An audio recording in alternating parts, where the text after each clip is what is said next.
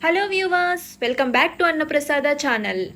పూజల్లో, ఫెస్టివల్స్లో హడావిడిగా ఉన్నప్పుడు అరిసెలను తలపించేలా ఏదైనా రెసిపీ ఉందా అంటే కన్ఫామ్గా ఇదే అని చెప్తారు ప్రతి ఒక్కరు. ఇంకెందుకండి ఆలస్యం, లెట్స్ స్టార్ట్. మరి ఒక బౌల్ తీసుకొని ఒక కప్పులో బియ్యపిండి మరియు అదే కప్పు మెజర్మెంట్స్తో ఒక కప్పు గోధుమ పిండి, 3/4 కప్ సూజీ లేదా ఉప్మా రవ్వ యాడ్ చేసుకొని చిటికెడు సాల్ట్ని కూడా యాడ్ చేసి ఒక స్పూన్ తీసుకొని ఈ 3 ఇంగ్రీడియంట్స్ పూర్తిగా కలిసే విధంగా ఇలా బౌల్లో కలిపి పక్కనుంచుకోండి.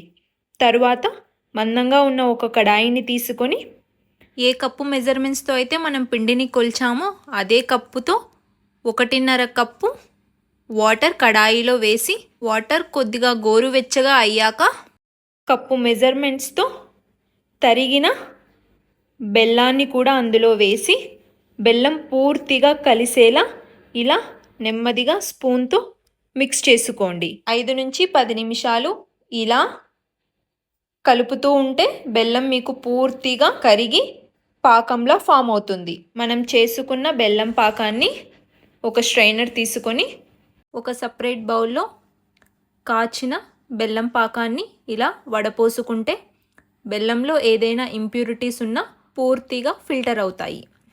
మనం వడపోసిన బెల్లం పాకాన్ని అదే కడాయిలో 2 నిమిషాల తర్వాత ఇలా పూర్తిగా తీసుకోండి. ఈ ఇన్స్టెంట్ అరిసెలకి బెల్లం పూర్తిగా పాకంలో అవ్వాల్సిన అవసరం లేదండి. ఇలా నేను చూపిస్తున్న కన్సిస్టెన్సీలో ఉంటే చాలు. తరువాత 2-3 యాలక్కులను కూడా తీసుకొని ఇలా పొడి చేసుకొని ఈ బెల్లం పాకంలో కలిపి ఒకసారి పూర్తిగా కరిగేలా మిక్స్ చేసుకోండి. అరిసెలకు కావాల్సిన పిండిని మనం ఇందాక కలుపుకొని ఒక బౌల్లో సపరేట్గా ఉంచాం కదా. స్టవ్ని పూర్తిగా లో ఫ్లేమ్లో ఉంచి ఒక్కొక్క స్పూన్ పిండిని యాడ్ చేస్తూ ఉండలు కట్టకుండా నెమ్మదిగా ఇలా పూర్తిగా పాకంలో వేయండి.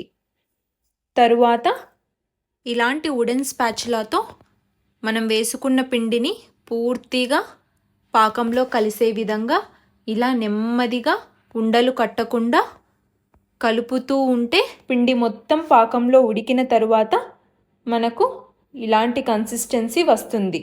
మనం వేసుకున్న పిండి పాకంలో పూర్తిగా ఉడికి ఇలా తయారవుతుంది. దీనిని 5 నుంచి 10 నిమిషాల పాటు చల్లారనివ్వండి. స్టవ్ని కట్టేసి పిండి ముద్ద కాస్త చల్లారాక ఒక ప్లేట్లో పూర్తిగా ట్రాన్స్ఫర్ చేసుకొని 1 టేబుల్ స్పూన్ నెయ్యిని కూడా యాడ్ చేసి మనం తీసుకున్న నెయ్యి పిండి ముద్దలో పూర్తిగా కలిసేలా నెమ్మదిగా మిక్స్ చేసుకోండి. ఈ పిండి ముద్దను ఎంత బాగా మీరు నెయ్యిలో పూర్తిగా కలుపుకుంటే అంత బాగా అరిసెలు మీకు వస్తాయని గుర్తుంచుకోండి. చూసారా, 5 నిమిషాల తరువాత ఇలా కలుపుకుంటే మీకు కూడా ఇదే రకంగా అరిసెలకు కావాల్సిన పిండి ముద్ద పూర్తిగా తయారయింది.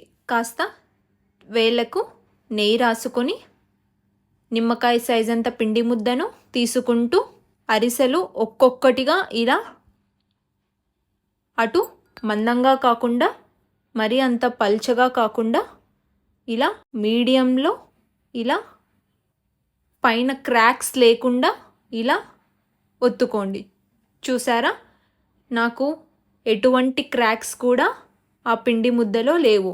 మనం గులాబ్ జామున్కి ఏ విధంగా అయితే ఉండలు చుడతామో అదేవిధంగా అరిసెలకు కూడా క్రాక్స్ లేకుండా ఇలా రౌండ్గా ఉండ చేసుకొని ఇలా ఒత్తుకుంటే సరిపోతుంది. ఇక్కడ నేను నువ్వుల అరిసెలను కూడా చూపిస్తున్నానండి. ఇలా నువ్వులను పైన కొద్దిగా యాడ్ చేసి పూర్తిగా అరిసె మొత్తం స్ప్రెడ్ అయ్యేలా ఇలా ఒత్తుకుంటే మీకు నువ్వుల అరిసెలు కూడా రెడీ అయిపోయాయి. అంతే అండి. ఇదే విధంగా మిగతా పిండిని కూడా అరిసెల్లాగా ఒత్తుకొని ఒక ప్లేట్లో పక్కనుంచుకోండి. ఈ అరిసెలు వేయించడానికి మనం కడాయిలో నూనెను కూడా వేడి చేసుకొని రెడీగా ఉంచితే ఇలా నూనె వేడయిందా లేదా అని కాస్త పిండి ముద్దను వేస్తే ఇలా పైకి పొంగాలి. స్టవ్ని మీడియం ఫ్లేమ్లో ఉంచి మనం తయారు చేసుకున్న అరిసెలను ఒక్కొక్కటిగా నూనెలో వేస్తూ ఫ్రీగా అరిసెలు కాలేలా ఉండాలి. పూర్తిగా కడాయి మొత్తం అరిసెలను నింపకండి, ఎందుకంటే ఇవి కొద్దిగా సున్నితంగా ఉంటాయి కాబట్టి అరిసెలు విరిగిపోయే ఛాన్స్ ఉంటుంది. ఇలా కాస్త నురగ తగ్గాక ఒక స్పూన్ తీసుకొని నెమ్మదిగా ఇలా ఫ్లిప్ చేసుకొని రెండవ వైపు కూడా అరిసెలను పూర్తిగా పూరీలాగా పొంగనివ్వండి. ఇలా 5 నుంచి 10 నిమిషాల పాటు అరిసెలను లో టు మీడియం ఫ్లేమ్లో అడ్జస్ట్ చేసుకుంటూ వేయించుకుంటే మీకు కూడా గోల్డెన్ బ్రౌన్ కలర్ వచ్చి అరిసెలు పూర్తిగా వేగుతాయి. చూసారా ఎంత చక్కగా నాకు అరిసెలు వచ్చాయో. వేగిన అరిసెలను ఒక గెరటలో తీసుకొని ఇంకొక చిల్లుల గెరటతో ఇలా ఒత్తితే మనకు అరిసెలో ఉన్న ఆయిల్ మొత్తం పూర్తిగా ఒడిసిపోయి ఇలా అరిసెలు మనకు రెడీ అవుతాయి.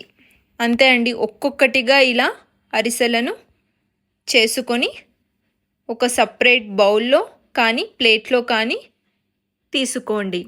ఇదే విధంగా ఇంకొక వాయిని కూడా ఇలాగే లో టు మీడియం ఫ్లేమ్లో వేయించుకొని మంచి కలర్ వచ్చి రెండు వైపులా అరిసె వేగాక ఒక సపరేట్ బౌల్లో తీసుకుంటే మన ఇన్స్టెంట్ అరిసెలు రెడీ.